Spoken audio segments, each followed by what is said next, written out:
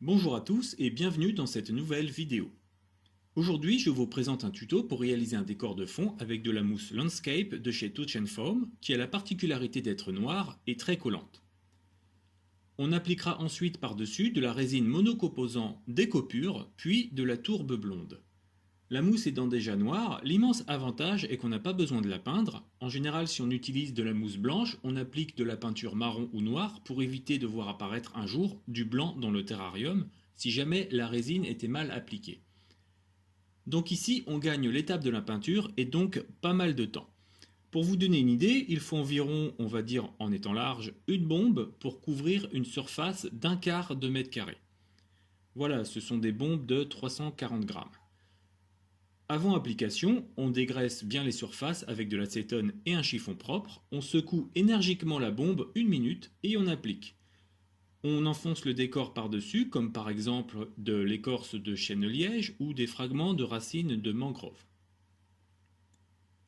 On laisse sécher 20 minutes, puis on tasse la mousse pour évacuer les gaz et la compacter, ce qui permet à la fois de gagner du volume dans le terrarium et de coller davantage la mousse contre le verre. On attend 24 heures pour un séchage total.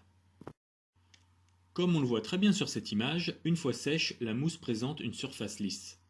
Afin d'optimiser la tenue de la résine Décopure, on va tailler la mousse avec une lame de cutter sur une majorité de la surface. On fait ainsi apparaître les milliers de bulles de la mousse qui serviront d'ancrage à la résine. L'objectif est d'obtenir une découpure suffisamment fluide pour permettre sa pénétration au cœur de la mousse. On passe maintenant à la préparation de la résine Décopure. Cette résine est présentée en boudin et a la particularité d'être très épaisse. Pour ceux qui connaissent la résine Elastopure 2.0 qui était à l'époque vendue dans des pots métalliques, eh bien cette nouvelle formule va clairement vous décevoir car elle a une consistance beaucoup trop pâteuse pour une application soignée.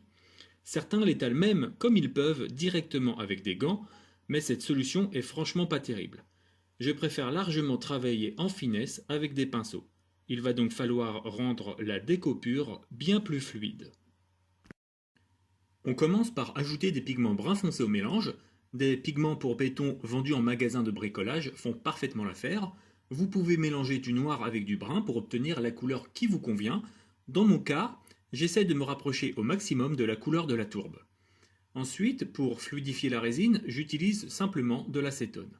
On va dire à la louche 1/3 d'acétone pour 2/3 de découpure, mais on peut ajuster les volumes pour obtenir la consistance souhaitée. Petite parenthèse, il vaut mieux travailler la fenêtre ouverte ou à l'extérieur si on peut, et par petits volumes à la fois. L'acétone s'évapore assez vite, mais on a facilement 30 à 40 minutes devant soi pour appliquer la résine une fois préparée.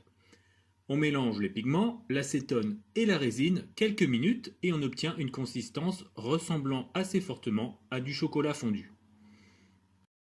L'étape suivante est celle qui demande un peu de patience et de dextérité.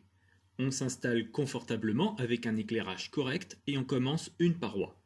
On fait toujours une paroi à la fois et bien évidemment, on la place à l'horizontale. Ensuite, c'est pas bien compliqué, avec notre pinceau, on étale généreusement la résine sur la mousse préalablement taillée en évitant de trop déborder sur les décors, dans notre cas, les écorces de chêne-liège. Une fois toute la mousse imbibée de résine, on se dépêche de recouvrir de tourbe blonde séchée et préalablement tamisée. On ne lésine pas sur la quantité et on dépose très généreusement la tourbe sur la résine. On tasse avec les doigts dans tous les coins et à plusieurs reprises afin de s'assurer que la tourbe s'incruste parfaitement dans la résine. Une fois fait, on attend 24 heures avant de récupérer l'excès de tourbe en nettoyant doucement avec une balayette. On peut aussi finir à la brosse douce de l'aspirateur. On obtient ainsi un décor de fond parfait et qui tiendra plusieurs années, même avec une humidité élevée. Les mousses, broméliacées, orchidées et autres végétaux se feront un plaisir de tout coloniser. Voilà, ce tuto est terminé, j'espère qu'il vous apportera des astuces pour réaliser vous-même vos propres décors. Je mets à disposition dans la description de cette vidéo des liens pour vous procurer la mousse Landscape et la résine Décopure. À bientôt!